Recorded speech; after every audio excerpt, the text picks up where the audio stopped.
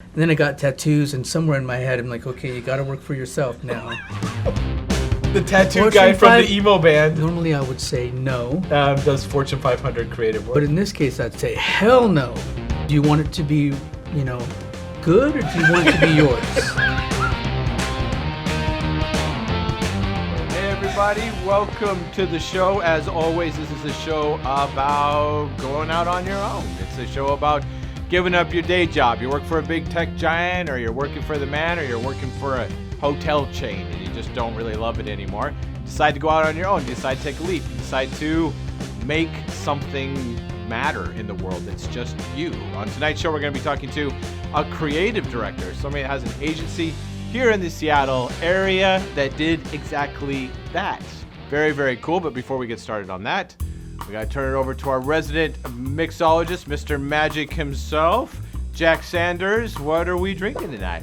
Thank you very much, Sean. Tonight I've got nothing but beauty for you with the Logic and Lore cocktail. It's earth, resin, oak, ore, smoke, and fire water. Inside the cocktail we have Bainbridge whiskey for the base, Linné Aquavit, Amaro Ramazzotti, mulled cider syrup, a dash of orange bitters, and a dash of aromatic bitters. And that is the Logic and Lore.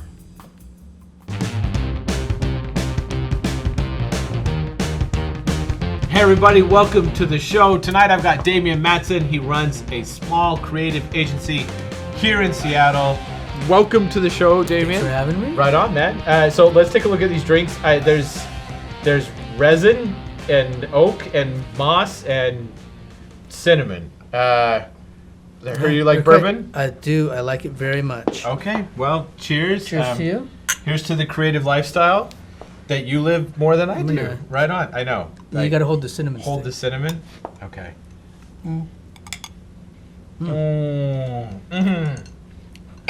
Okay, so That's good. I'm just gonna get you talking because then I can drink more while you get going. Okay, so name of your place here in town, Guerilla Artist Collective. Is that right? Correct. Tell me Guerilla about the name. How'd you come up with the name for that?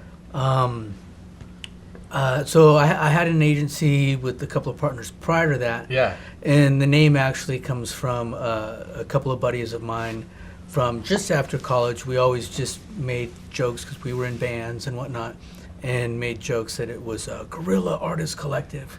So when I left and I needed a name, I'm like, Guerilla Artist Collective. Okay, so tell me how you got into it. Well, I think it's I started doing design and creative type of stuff, I guess, when I was in my, early to mid 20s. Okay. So I lived in LA, I was in a band, and so all of my friends and I would, make album covers, flyers, websites. The internet was just being Like born. for the band, you would make this stuff. Right, for our own band. For your own band. Yeah, and a lot of them are actually creative directors or UX designers. Yeah. Or Wait, what was it? What was the name of your band?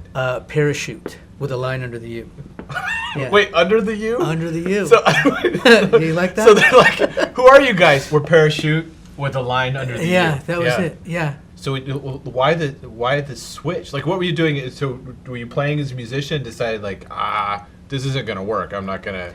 Well, I actually never like quit my day job while I was playing. And we were a working band, but we weren't necessarily making enough money. Like, we had a lockout space. Okay. And where we would go and rehearse. Yeah. But yeah, we weren't making money at that. In fact, I was already had a job I told you about, which is at the psychopharmacology unit, right, in brain mapping divisions at UCLA. Wait, so you're in an emo band, working for psychopharmacology at a research lab in LA. Yeah, UCLA. Yeah. At UCLA. Yeah. All right. But so for me, actually making it big would have been kind of problematic because I already was doing well enough. And if you kind of look at if bands make it, yeah, they're really, at that time, music industry is different now, but at that time they were just kind of getting a loan that they're going to recoup on. So that's for true. me, Yeah. Anyways. Yeah. Yeah. And then you went from there doing the research stuff. Did you keep doing that once you headed up to Seattle? Or Once I headed up to Seattle, I had kind of gotten into being entrepreneurial. So when I moved up here, I started helping car dealerships put their cars on eBay because that was the thing. So. It sounds like you've always had something like kind of in the like entrepreneur, like you've always had something that you're doing on your own instead of, hey, I'm going to get a job working for a big corporation type of thing. Yeah, I think so. As I kind of started looking, and I was doing research, and I realized I don't know if that's my thing. And then I got tattoos, and somewhere in my head, I'm like, okay, you got to work for yourself now. What was it like when you first moved here? Then when you first got to Seattle and had moved on from LA and what you were doing? So when we first moved up, didn't really had a job, had a bit of an opportunity to open up a franchise to help car dealers put their cars on eBay. Yeah. And actually started doing, actually well at that, but then the bottom fell out of that. Oh, yeah. As it does. Yes. And we scrambled for a long time. So taking the leap, even I think in moving up after something like that, was it because sort of economically you're like, well, what am I going to do? Right? Is that kind of where your mind was at that point? Or? No, I mean, left my job to move up here. It was just, it seemed like at that time Seattle was a good place to, raise a family. We just had a daughter. So how did you decide in what you're doing now, like to make the transition from being the used car salesman for used car salesman, right, and then move into something now? So I think I was scrambling. I actually wrote down what I wanted to do. Like the letter to the universe? What I wanted, or to God. Some people call it the universe. Some people talk to the universe. And I wrote it out. I wanted to make X amount, and I wanted a job that was creative and this and that. And that, ultimately, it took a couple steps to get there through, doing more marketing stuff, but ultimately came across and I worked at Microsoft. Oh, okay. As a marketing manager and creative lead. Yeah. And then that wasn't what you wrote down on the piece of paper. It wasn't that. It was, but something creative. Yeah. And be able to pull some. Do you still have the paper? I might. I think there's some serious power in that and being able to write that down. I mean, it's not easy. Like you write it down, it doesn't happen overnight. Like you're gonna have missteps. Right, and I had a couple of jobs that led up to that, so nothing was like straight line. Yeah. At least in terms of just being creative in general and making a living out of that. Okay, so tell me, like you're not solo anymore. I think when you first got started, a little bit more like that. You have a team of people that work for you now. How many people do you have? We're about 10 or 11. 10 or 11? Somewhere in there. Does everybody kind of play Rover, where they all kind of play different roles all the time, or? We've got a handful of core people, and obviously people that do voiceover aren't working all the time, but we've collected and curated people that we work with all the time. But writers, designers, all that kind of makes sense, right? Everything. Did you just find them from word of mouth as you kind of like came through the industry and things like that, or? They're either people that I'd worked with before or met, and how you just kind of find your people and go through your career or life, like those are my people, and we just like putting together a band. All go together. It is like a band. Yeah. Tell me about your agency now, like what you work on now, what your day-to-day looks like, because you've made it from being in a band to helping people sell cars on eBay. Right. Bring me to now. Like what's it look like now for you? So now it looks like we do actual respectable and creative work for the tattoo Fortune guy from the emo band does Fortune 500 creative work. We do. So we work with Microsoft and Facebook and Amazon. LinkedIn, Expedia, and other small to medium-sized businesses as well. But majority of what we do is I look at it as just like solving problems. So visually. Do you have any stories about clients or people that you've worked with where you're like, oh man, either this isn't going to work out, or really that's what you want? I think I have one or two clients that I would or people that I've worked with I tend to get along with most people, but I have Yeah. one or two people that I would not, unless there was like us doing work, like cured a hostage situation, I would not do work for. There is one client who always just, no matter what, and Caroline knows who this person is, always hated the first thing. So we just say like, let me just get the first thing out of the way, and you cannot like it, and then we'll go on to do what we're supposed to do. Did you guys actually plan it that way? Oh, I've said it out loud. So. You said it to them. out Oh loud. yeah. No, she's got a good. She's great. She's got a good. She knows. Good sensibility when you say you always hate the first thing. Let's get that out of the way. And then she had an idea, and she wanted to do it. And sometimes the people that I know well and know me, and I'd say like, well, normally I would say no, but in this case I'd say hell no, to that idea. And then sometimes, you get clients that want to do stuff, and I'll just ask them and say, hey, you've hired me. Yeah. Like, do you want it to be, good, or do you want it to be yours? And I don't do that very often. You don't say that very often. So wait, no. do you want it to be good, or do you want it to be yours? Right. And they're like, A lot of times, or people will say like, oh, we're hiring you because you're the expert. I'm like, well, I just told you what I thought, but we're on version 17, so what do you want? Yeah. And you got to be able. It's kind of few and far between. A lot of times, sometimes you just, or I'll just say, hey, I disagree, but I want you to be happy. Yeah. I'm going on record as disagreeing, but I'm here, because for us, like, it's not about like my creative vision for this and that. I can paint or whatever for that. Right. This is kind of helping people solve their problems visually. Yeah. So I've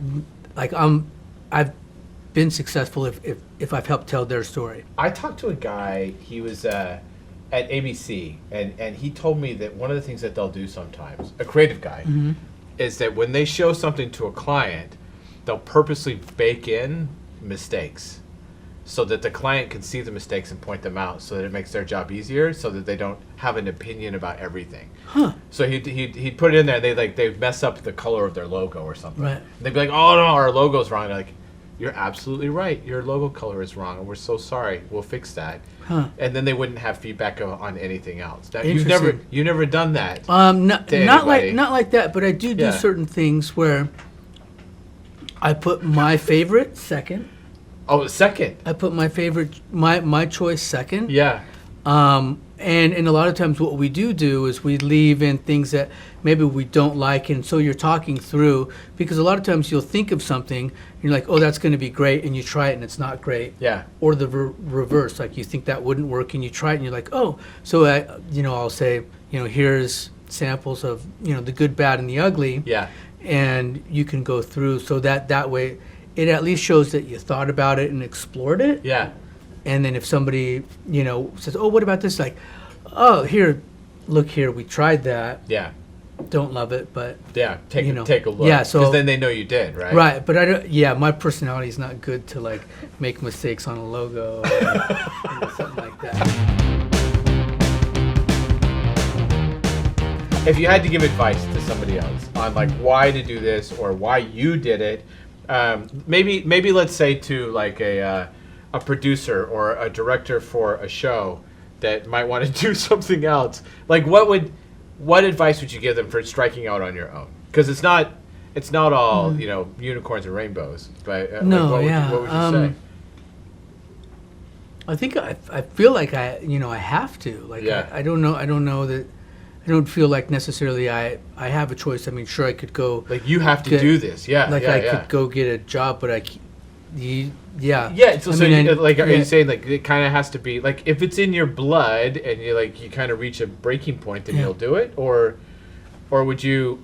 Is there any advice you'd give to somebody else on, like here's what you need to think about before you do it, or listen, because that's valid. I think a lot of people like they say that about acting or writing or creative professions. They're like you do it because you can't do anything else. Right. I mean this. Yeah, I mean it's interesting. I teach my kids to, color outside the lines or think outside the box. Yeah. Because that's an option, not because you have to. Yeah, because it's an option. You want to teach them that. Right. Not because not because you're forced to, but because I think that probably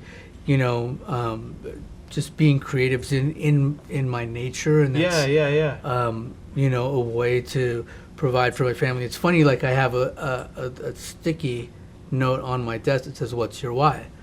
Oh, right. So I think about that, and it's mainly the best way I know to provide for my family and for myself. If I wanted to write professionally, or if I wanted to start an agency professionally, or if I just wanted to go out on my own, what's maybe 2-3 pieces of advice that you would give me to do something like just to break out on my own and do something on my own? I would say, you're occupying your 7 to 2, right? So keep your day job, right? Yeah. And then from 7 to 2, start building what it is that you want to do. All right, so it's from 7 p.m. to 2 in the morning, right? Yeah. You might not, you'll sleep less. But you know what I mean? But you can't not put in that effort or that work or that, you know what I mean? It's like a space shuttle trying to leave the atmosphere, right? It requires that extra lift or momentum to get out of the atmosphere. You've got to do that. Thank you for being on the show. You've been me. amazing at talking through this stuff, and honestly, inspirational. Cheers. Cheers to you. Right on, man. Here's your creative professions. Hey everybody, this episode is brought to you by GoDaddy. If you have taken the leap and you think you can inspire other people with your story, we'd love to hear from you. And hey, hope to see you on the show.